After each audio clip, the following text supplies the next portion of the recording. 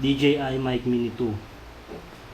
Sa tao ko lang nabili kasi medyo mahal pag sa store eh. So ito, subukan natin, unbox natin. Unbox ko na to kanina pero hindi ko pa siya masyadong nakikita. So game.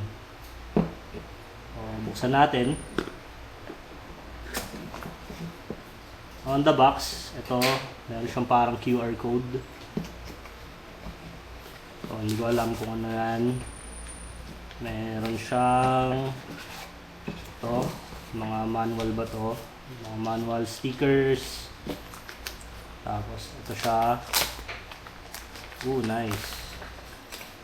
May bag. Check natin. Nabuksan ko na to kanina kaso hindi ko pa siya gaanong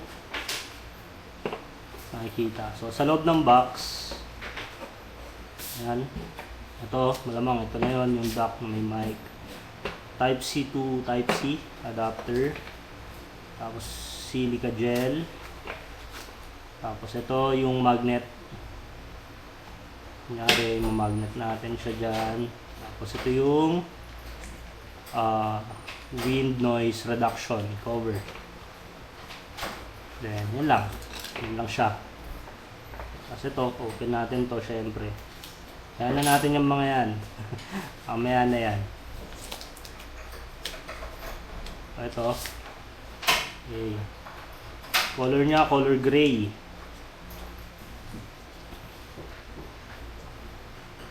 So ito yung dock niya. Cute niya. Tapos para ma-open mo siya, di mo siya ma-open ng angat-angat lang. Pupush mo to, then open. There you go. Then ito yung transmitter mo. Tapos ito yung receiver. So yan. Yan yung laman ng ating DJI Mic Mini 2. So ganda lang din ang kulay niya. No, kulay gray siya. Hindi siya white eh. Ito, clip mo. Alam ko, hindi ko pa to masyado yun. So yan.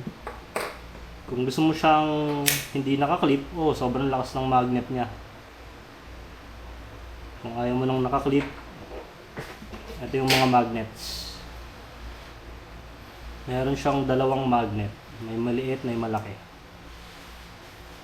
Malamang, ito yung ikakabit mo maliit sa mismong transmitter. Ganyan. And then, ito yung ikakabit mo sa kung saan. Hindi pala, mali. Ewan ko kung saan to. Ayan. So, magmumukha siyang black.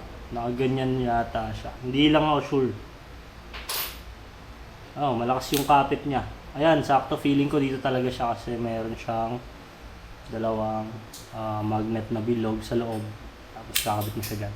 Parang cover na din. Nice. Ang higpit niya.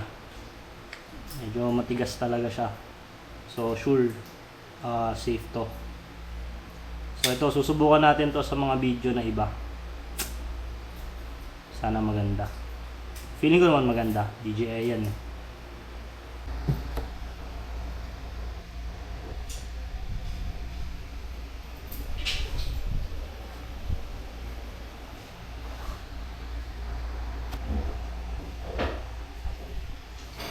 Tinry ko nga pala siyang i-turn on. And ayun, meron na ito yung wind noise reduction na cover. Para ikabit siya dito. So ito, meron siyang dalawang parang butas. Then ito, i-clip mo siya dun sa dalawang butas. So yan, i-clip ko na siya.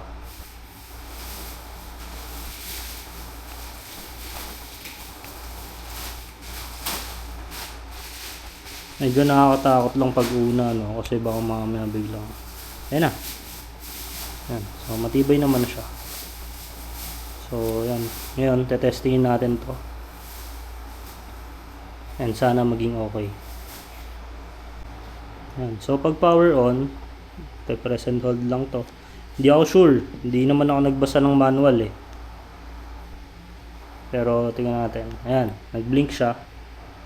Tapos, hindi ko alam. Ito yata. Ayan. Pag blue and green yata, yun na yung pairing mode na siya. So, pair ko lang. Wait lang. So, ayun. Success. Connected na siya.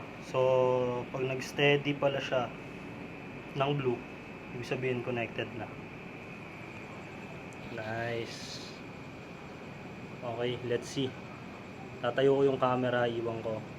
Then, kakabit ko sa akin yung DJI Mic Mini 2. So, ito na. Ayan o. Hindi ko muna tinanggal yung clip. Yung clip muna yung ginamit ko. Subukan muna natin. So, kunyari, nagsisenti ka lang. Diba? Tapos, tingnan natin kung magagamit natin. Tingnan natin kung clear yung audio. Tapos, siguro maglalagay ako ng mount sa helmet ko para din matesting natin siya sa habang nagra-ride. So, yun. Thank you. Sana maganda kalabasan. So, yun mga bossing, no? Na-testing naman natin. Goods yung quality niya. Hindi pa lang natin to matetesting sa mga ride. So, pag tanggalin mo na to, ganun mo lang siya. Okay. Kasi pag nakakabit to, tapos nilagay mo dyan, hindi, mahirap siyang i-close. So, maganda gawin mo. Tanggalin mo, ingatan nila, baka mawala. Oops, nag-auto-connect siya, hindi ko alam kung bakit. Pero nilagay ko siya sa dock, nag-auto-on siya. At turn off ko muna siya. Turn off muna natin, okay. So, disconnected na. Yan. Pagkatanggal nyo, dito nyo na lang siya. Ayan, nagcha-charge siya dyan. Tapos, close. Magki-clip naman siya. May clicking sound kang maririnig. Then, yung charger. Thank you for watching.